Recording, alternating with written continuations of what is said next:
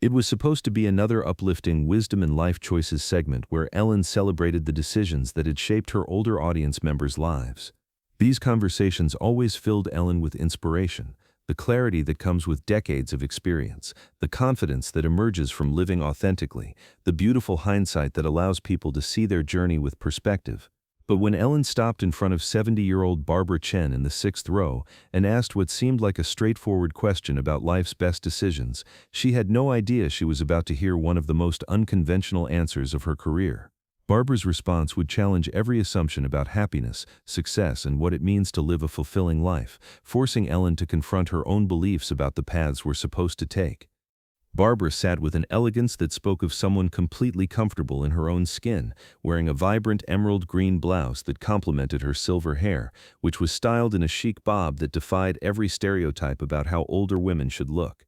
Her posture was straight, her smile genuine, and there was something in her eyes, a sparkle, a confidence, a sense of adventure that seemed to radiate contentment.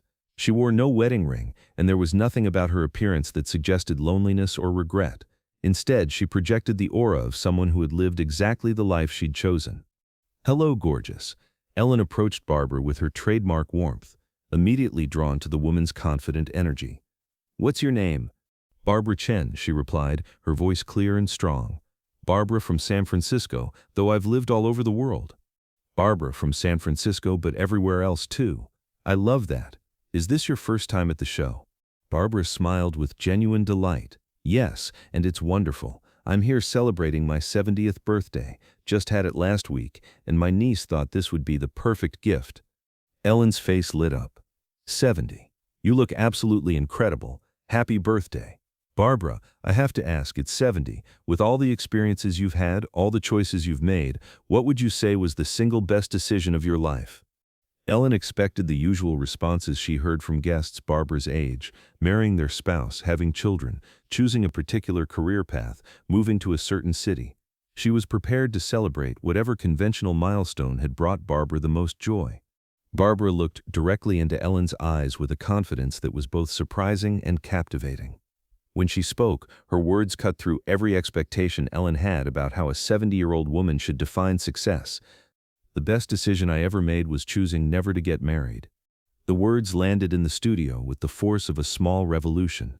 Ellen's smile didn't fade immediately, but there was a moment of visible surprise as her brain processed this completely unexpected answer.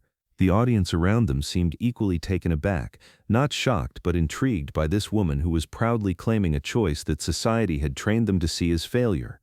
"I'm sorry," Ellen said, leaning closer. "You said never getting married?" Barbara's smile widened, and there was no defensiveness in her voice, no hint that she felt she needed to justify her life choices. "That's right. I had several proposals over the years, good men, loving men, but I chose myself instead. Best decision I ever made." Ellen felt something shift inside her chest. As someone who had found deep happiness in marriage, she was genuinely curious about this perspective that challenged everything she'd been taught about what made a complete life. "Barbara, that's not what I expected to hear. Can you tell me more about that choice?" Barbara settled back in her seat with the comfort of someone about to share a story she'd never been ashamed of. "When I was in my 20s, everyone expected me to get married. It was the 1970s, things were changing for women, but not that much. My parents, my friends, society, everyone had the same message: find a good man, settle down, have children, make a home." Ellen nodded, recognizing the social pressures Barbara was describing. "And I dated wonderful men. I was engaged twice, actually. But every time I got close to walking down that aisle, I realized I was about to give up the person I was becoming for the person I was supposed to be." Ellen was completely absorbed now. "What do you mean by that?" "I mean, I was more interested in seeing the world than making a home. I was more excited about my career as a photographer than planning dinner parties. I wanted to wake up every morning and decide what I felt like doing that day, not what my husband or children needed me to do." The audience was hanging on every word.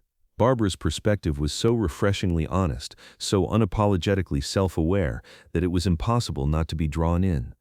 "So you chose adventure over traditional life?" "I chose myself," Barbara corrected gently. "I chose the life that made me feel alive rather than the life that would make other people comfortable." Ellen felt a wave of admiration for this woman's clarity and courage. Barbara, what did your family think about this decision? Barbara laughed, a sound full of warmth and zero regret. Oh, they thought I was making a terrible mistake. My mother used to say, Barbara, you're going to end up old and alone and miserable. My friends warned me I'd regret it when I was older, when I realized what I'd missed. And do you? Do you regret it? Ellen, I'm 70 years old. I've traveled to 67 countries. I've had a career I loved for 45 years.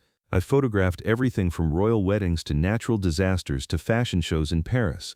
I've had deep friendships, passionate love affairs, mentoring relationships with young photographers. I've lived in New York, Tokyo, London, and now San Francisco. I've never had to ask permission to chase an opportunity or compromise my dreams for someone else's comfort. Barbara's eyes were sparkling as she spoke, her voice filled with the joy of a life fully lived. And the loneliness, Ellen asked gently, were people right about that? Ellen, I've been alone, but I've never been lonely. There's a huge difference. Loneliness is feeling disconnected from yourself and the world. I've felt more connected to life, more engaged with the world, more true to myself than I ever could have been if I'd chosen a path that didn't fit who I really was. Ellen was quiet for a moment, processing this perspective that challenged so many assumptions about what made a successful life. Barbara, what about love? Do you feel like you missed out on that kind of deep, committed love? Barbara's expression softened. Ellen, I've experienced love in so many forms. I've had romantic relationships that lasted years, friendships that have sustained me through everything, professional partnerships that felt like creative marriages. I've loved deeply and been loved deeply, just not in the traditional package that society insists is the only valid form. Ellen stood up and walked toward the center of the stage, addressing both Barbara and the audience. Ladies and gentlemen, Barbara is sharing something incredibly important with us. She's talking about the courage it takes to define success for yourself, rather than accepting other people's definitions. Ellen returned to Barbara, sitting down beside her chair. Barbara, I have to ask, when you were making this choice, were you scared? Did you ever doubt yourself? Of course I was scared, Barbara admitted. I was terrified that everyone else was right, that I'd end up old and bitter and full of regret. But you know what scared me more? The idea of spending my life wondering what if. The idea of lying on my deathbed, knowing I'd never tried to be who I really was. Ellen felt tears forming in her eyes. Something about Barbara's honesty was touching a deep place of recognition and admiration. What would you say to young women today who might be feeling pressure to follow traditional paths even when their hearts are pulling them in different directions? Barbara leaned forward with the intensity of someone who had spent decades thinking about this exact question.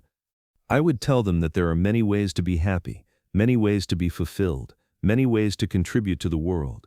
I would tell them that marriage and children are beautiful choices for people who genuinely want them, but they're not the only choices, and they're not required for a complete life. Barbara's voice grew stronger as she continued. I would tell them that the pressure to conform to other people's timelines and expectations will be enormous, but that pressure is not love. Real love from family, from friends, from partners, supports you becoming more yourself, not less. Ellen wiped her eyes. Barbara, you're making me think about my own life, my own assumptions about what happiness looks like. That's the point, Barbara said with a gentle smile. We've been taught that there's one right way to be happy, one correct path to fulfillment.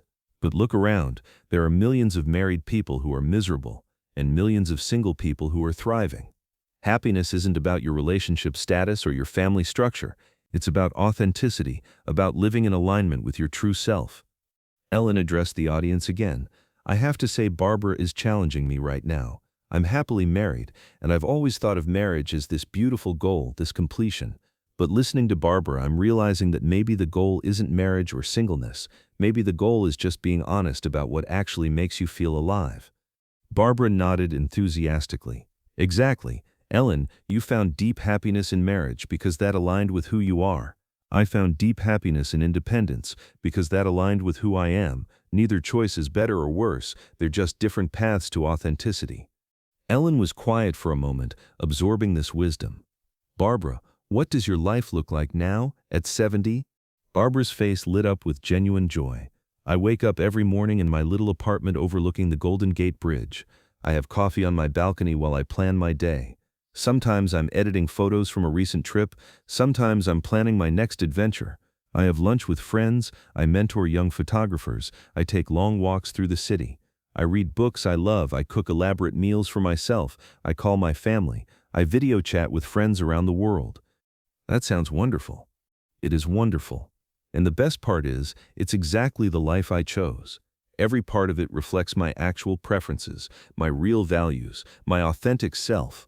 I never had to compromise my dreams for someone else's comfort, never had to pretend to want things I didn't want, never had to live someone else's version of what my life should look like.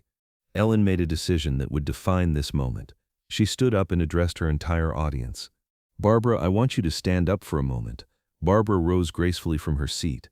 "Ladies and gentlemen, I want you to look at this incredible woman, Barbara Chen, 70 years old, who had the courage to define happiness for herself rather than accepting society's definition."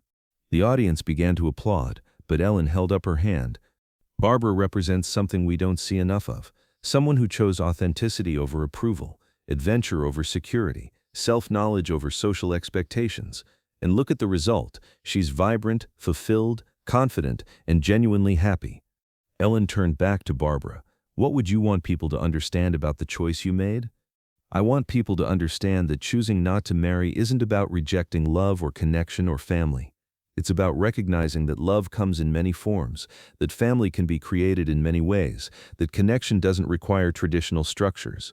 Barbara's voice carried the wisdom of 7 decades. "I want young people especially to know that if marriage and children call to your soul, pursue them with everything you have. But if independence and adventure call to your soul, pursue those with equal courage. Either way, the goal is the same: to live authentically, to be true to yourself, to create a life that reflects who you really are." Ellen was crying openly now. "Barbara, you've just given all of us permission to redefine what success looks like. You've shown us that happiness isn't about checking boxes or meeting other people's expectations." "That's exactly right," Barbara said. "Happiness is about alignment. When your life aligns with your authentic self, magic happens. When you're living someone else's version of what your life should be, that's when you end up feeling empty, even if you have everything society tells you you're supposed to want." Ellen hugged Barbara, a genuine lengthy embrace that spoke to the profound impact of their conversation. "Barbara, I want to do something for you. I want to feature your photography on the show. I want people to see the art that came from choosing your authentic path." Barbara's eyes filled with tears for the first time. "Ellen, that would be incredible. My work has always been my way of sharing love with the world, just not in the way people expected."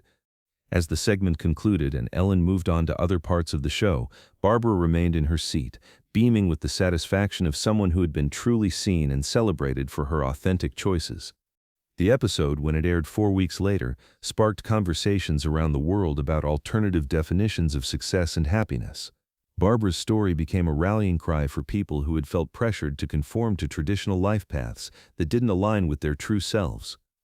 Ellen received thousands of letters from viewers, single women who felt validated in their choices, married people who realized their happiness came from alignment rather than institution, young people who felt permission to consider unconventional paths. But perhaps the most meaningful response came from Barbara herself.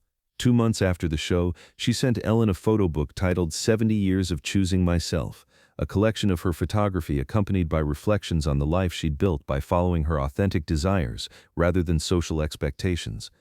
The inscription read, "Ellen, thank you for celebrating a life lived authentically. You reminded me that there's no expiration date on being true to yourself." Ellen featured Barbara's photography in a follow-up segment, showcasing images from her travels, her work, her life of chosen adventure. The photos told the story of a woman who had lived fully, loved deeply, and created beauty in the world, just not in the package society had prescribed. Barbara's message became a cornerstone of Ellen's approach to featuring guests. Celebrate authenticity over conformity, courage over comfort, self-knowledge over social approval. Years later, Ellen would say that Barbara taught her one of the most important lessons of her career. There's no single path to happiness, no universal formula for fulfillment. The only requirement is honesty about who you are, what you want, and what makes you feel most alive. Barbara Chen proved that choosing yourself isn't selfish, it's necessary, that living authentically isn't about rejecting love, it's about defining love on your own terms, and that the best decision you can make is the one that allows you to wake up every morning and recognize the life you're living as truly your own. 'Cause sometimes the most radical thing a 70-year-old woman can do is stand up and proudly declare that she chose herself, lived for herself, and found extraordinary happiness in a life that looked nothing like what everyone else expected, but everything like what her authentic self desired.